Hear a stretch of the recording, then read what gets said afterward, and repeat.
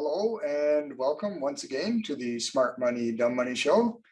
And I am your host, as always, Keith Richards, not of the Rolling Stones, but I am instead President and Chief Portfolio Manager of Value Trend Wealth Management.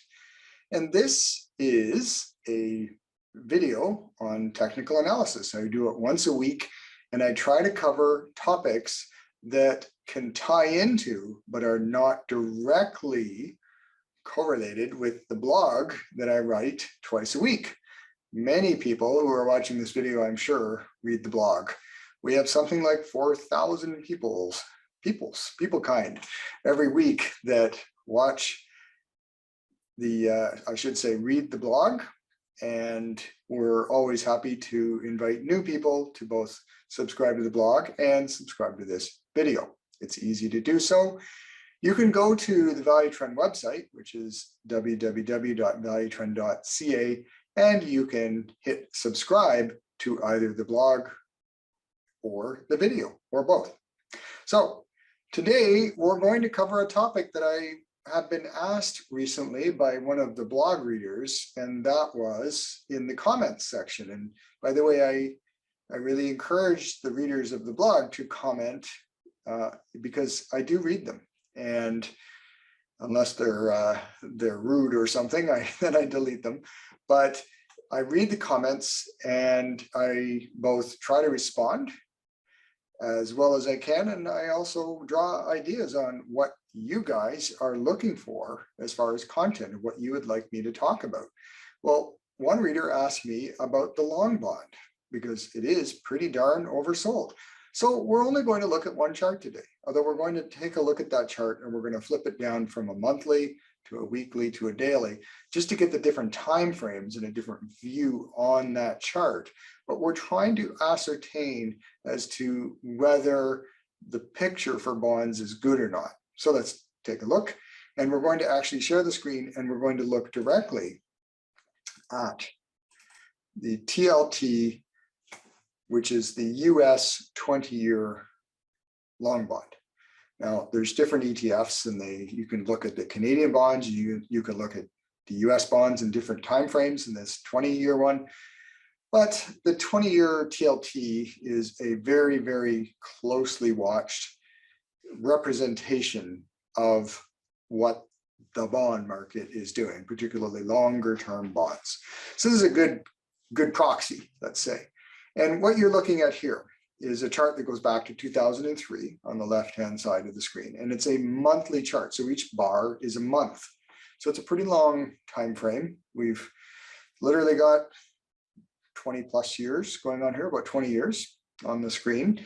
And you can see that the long bond, and even before 2002, I should say, you did have this trend line in place, and it was very predictable. You can see it literally, the troughs were either came very, very close like it did here, or literally touched the trend line. So it was pretty predictable. At times it gapped off a bit, but when it gapped off, it would fall. And that's one of my rules. If you take the technical analysis course that I have, the online course, you'll learn that when any security gets too far off of a well-established trend line, you're in for some sort of a correction.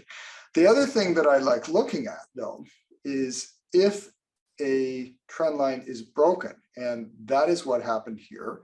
So 20 years of nothing but up, actually more than 20 years, and then boom, and it broke decisively. I mean, this moved down in big bars and is well below the trend line.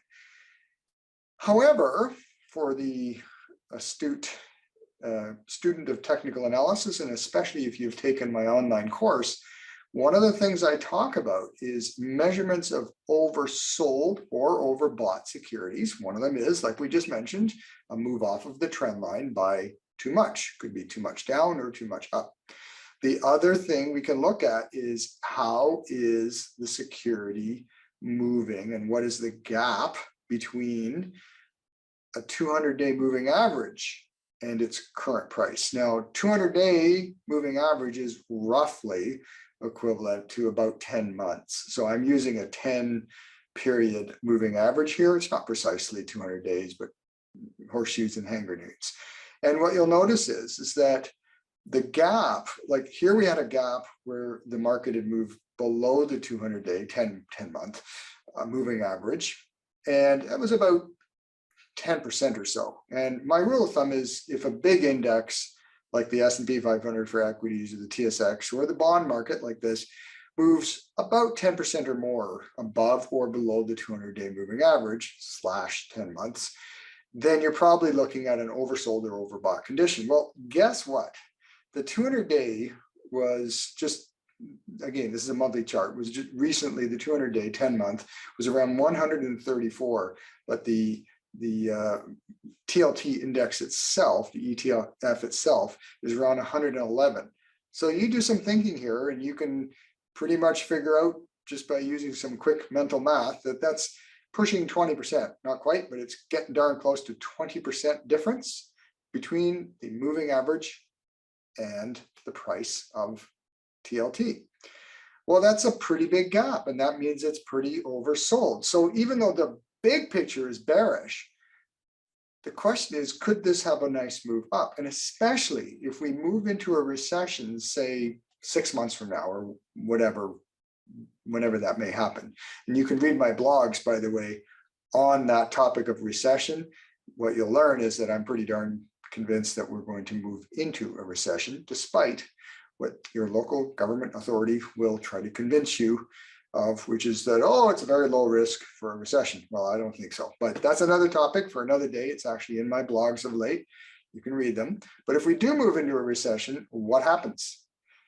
They go from what they're doing now, which is raising rates to kibosh inflation, to lowering rates to stimulate the economy. Guess what lowering rates does?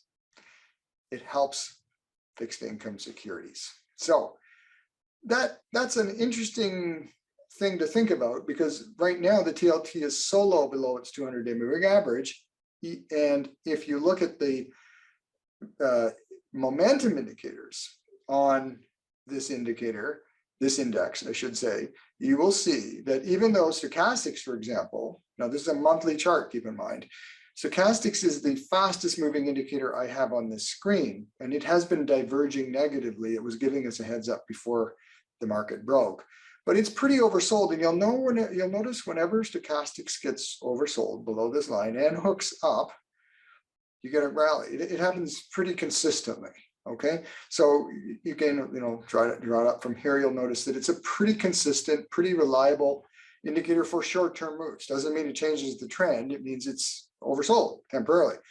So here we have something that has happened recently, that not only is stochastics below its trigger line. Now remember, it has to hook up, and it hasn't done that.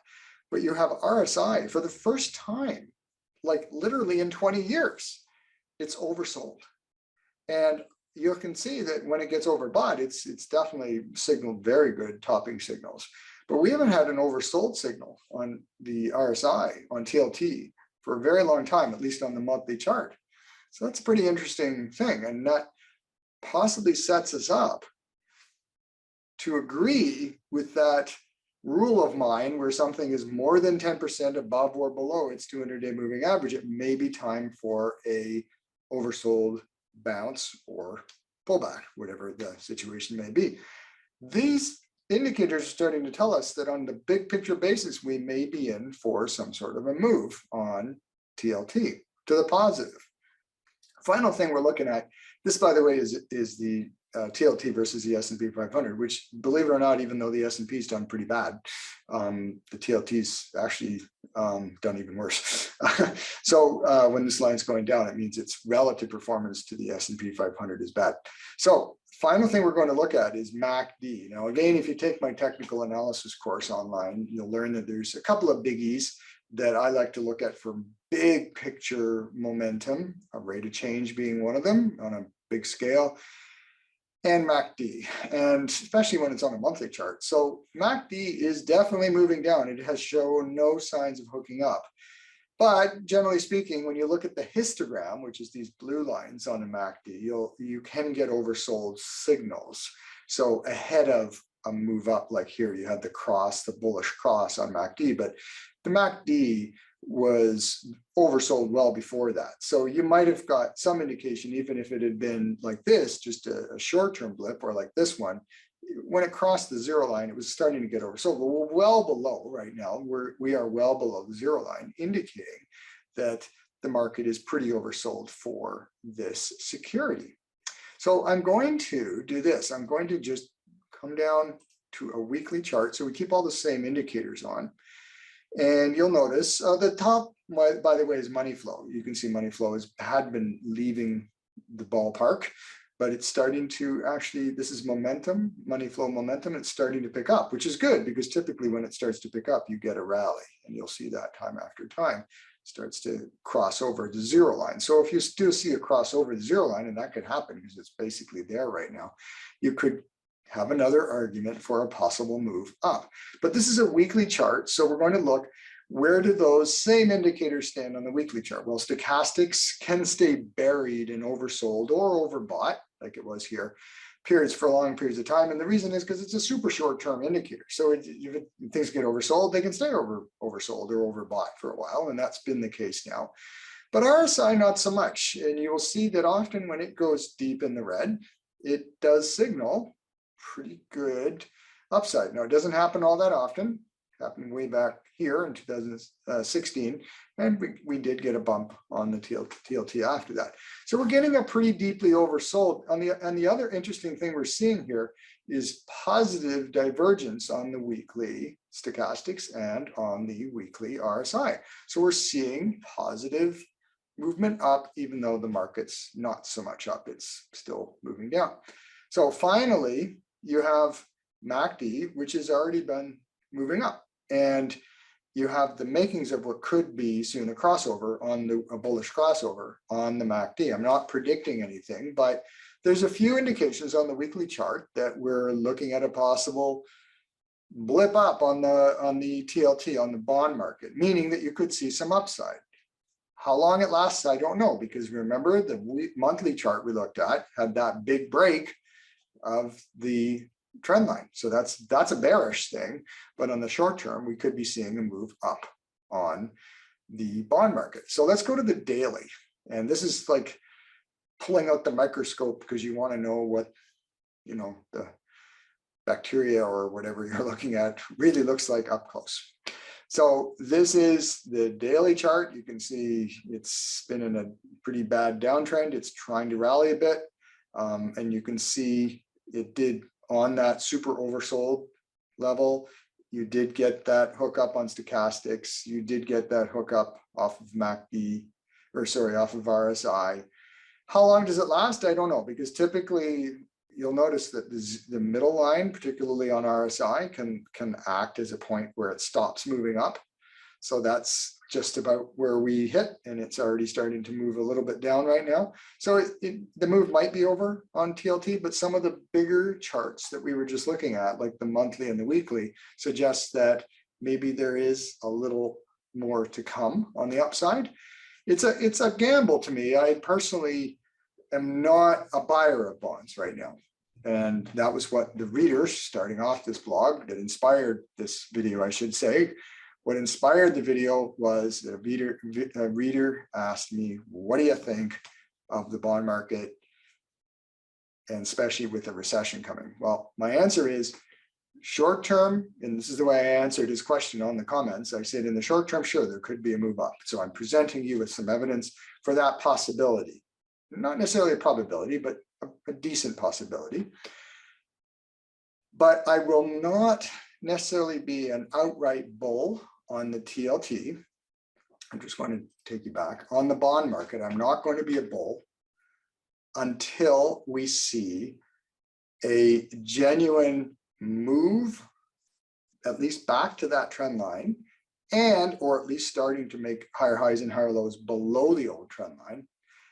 And I want to see that good old Fed or Bank of Canada has finally admitted that they're in a recession and they are moving rates down again, because that's a almost sure thing. There's no such thing as a sure thing in the world of security analysis, but that's an almost sure bet that you're going to make money on bonds.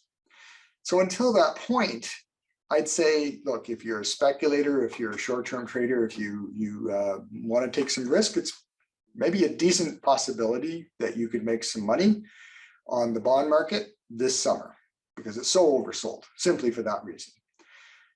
But until the Fed makes its move, I think that it's nothing but a short-term move.